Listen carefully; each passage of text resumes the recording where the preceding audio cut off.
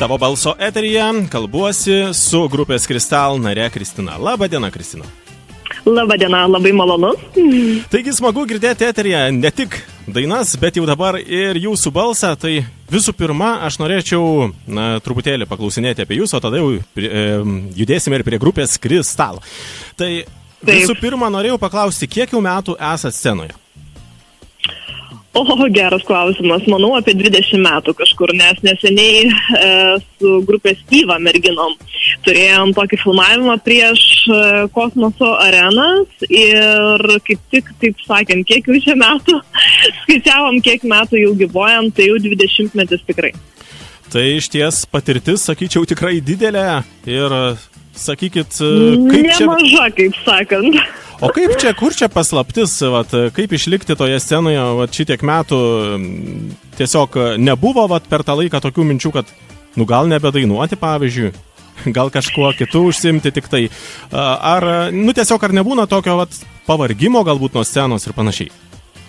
Kadangi dainavimas nėra mano pagrindinė veikla, aš turiu jau 10 metų grožio studiją, taip pat turiu savo elektroninę parduotuvę, savo prekinį ženklą, Kristina Beauty, gaminame mes produktus, kosmetiką. Tai iš tikrųjų esu toks žmogus paniręs į grožio sferą, o dainavimas gaunasi prie mano mylimų taip pat veiklų, tai čia jau gaunasi savaitgalį. Tai gal todėl ir nepavargsti, nes nėra rutinos. Tai iš vienų darbų į kitus ir visą laiką ta veikla yra miela širdžiai. Tiek koncertai būdavo su grupe Įva, tiek dabar su Kristal merginom. Mums visą laiką iš tikrųjų labai labai gera stovėti ant scenos. Kaip smagu, tai iš ties toks hobi. O kaip atsakytumėte į klausimą, ar dainininkė reikia gimti iš tikrųjų? Aš kaip sakyčiau, kad atsidurti tinkamoje vietoje ir tinkamu laiku.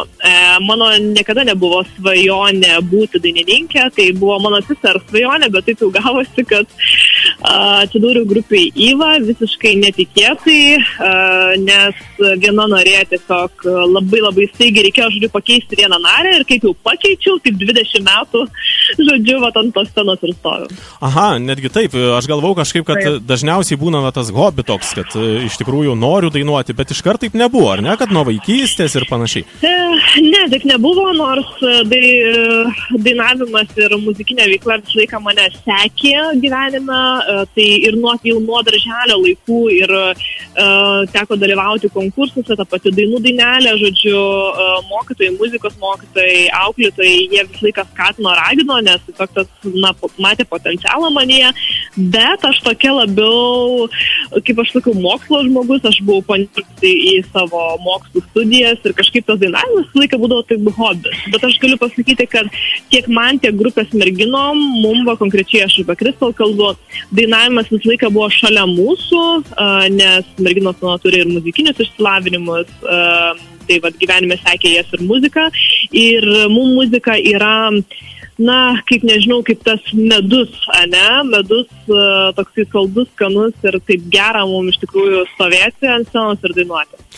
O tai kaip viskas atsitiko, kad kaip susikūrė ta grupė Kristal, nes kažkada dainavo Įvoje ir kaip ten viskas buvo? Galit plačiau papasakoti? Taip, iš tikrųjų tai buvo daug visokių variantų, kadangi buvo ir skirtingų sustatų, buvo kažkada grupė Šarka, buvo kažkada grupė Magnet ir liko Kristal. Kaip liko Kristal, tiesiog susigeneravo merginos, kurios atitiko šitą jau sąstatą ir dabar pas mus toks yra kaip ir nerašyta taisyklė, kad mes galime keliauti, į koncertus dažniausiai keliaujame 3, tačiau jeigu užsakovui norisi matyti daugiau merginų scenoje, galim būti ir 5, ir 6, ir 4, ir kaip tik norisi, svarbiausia turėti tą komandą, kolektyvą, jeigu visos merginos gali, o merginų gali būti ir daugiau.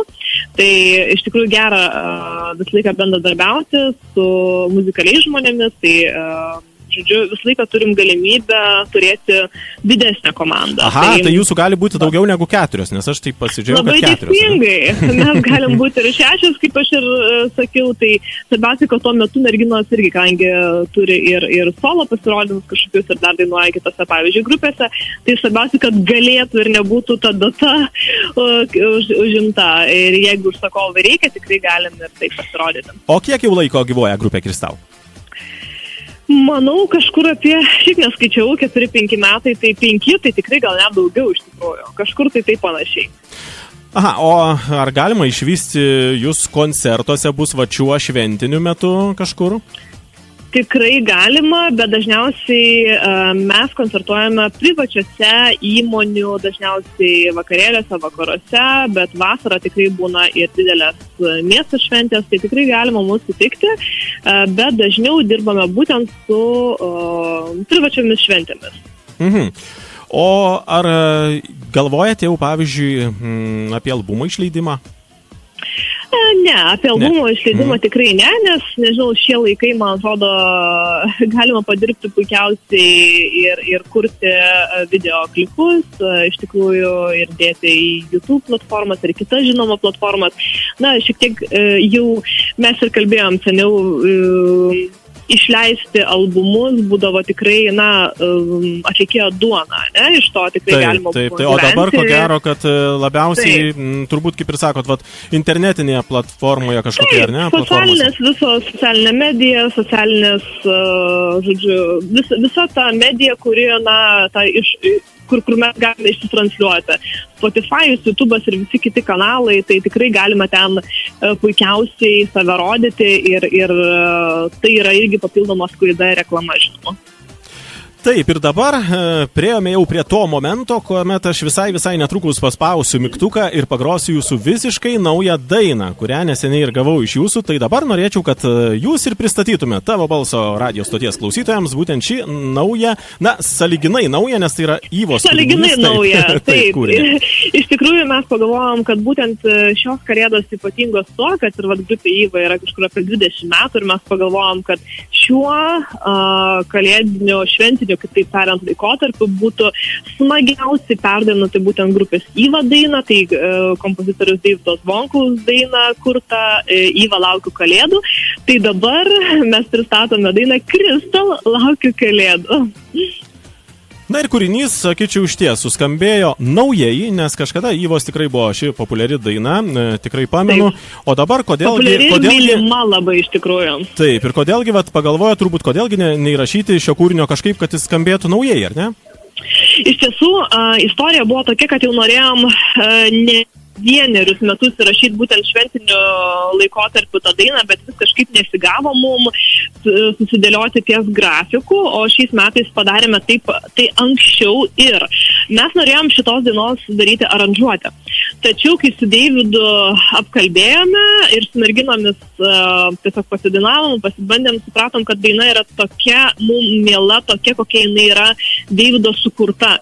Ir mes nenorim nieko keisti. Tai šitas iš tikrųjų momentas kitą kartą ir parodo, kad tikrai tos senos dainos geros dainos ir tiesiog jis skamba kitaip mūsų balsais. Tai mes dabar jos ir pasiklausykime. Dėkoju už pokalbį, Kristina, merginoms visoms linkėjimai taip pat nuo mūsų radijo stoties Tavo balsas. Lauksim jūsų naujų dainų. Jums noriu palinkėti kūrybinės sėkmės ir toliau. Gerų darbų ir kągi, gal ir ankstoka, bet vis tiek jau to šventės tuo ir ateis, manau, tai gerų jums linksmų švenčių. Ačiū, aš radijo stoties irgi klausytojams palinkėsiu gražių ateinančių švenčių. Ačiū, iki kitų kartų. Iki. Šventos kalėdos jau čia pat. Naujiena.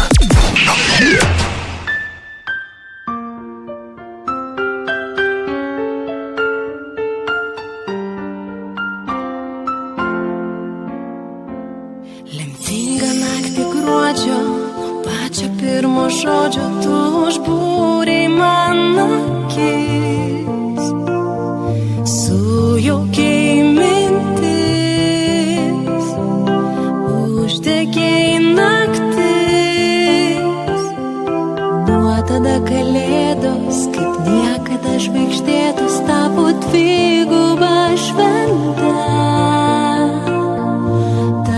dar dovanų gavau tave. Aš kasmet laukiu kalėdų, jos ateis žvaigždžių keliu. Dar vieni metai prabėgo, dar labiau tave myliu.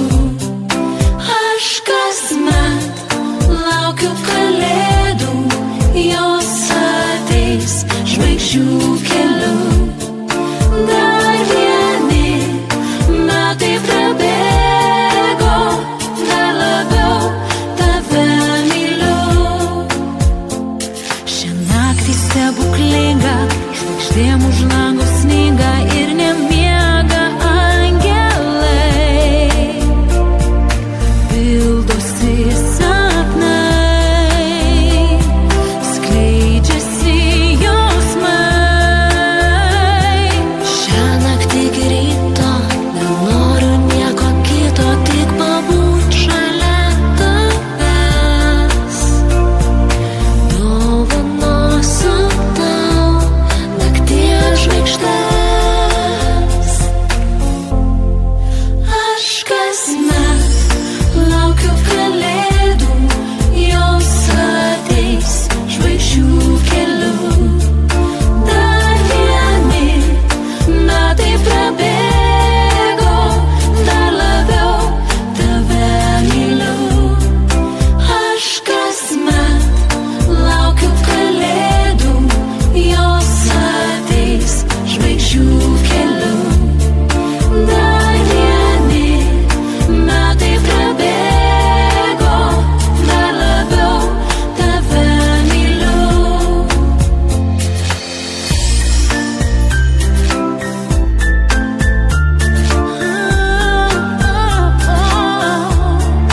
Dar vieni metai prabėgo, dar labiau tave myliu. Tavo balsas. Informacija ir muzika tau bei tavo draugams.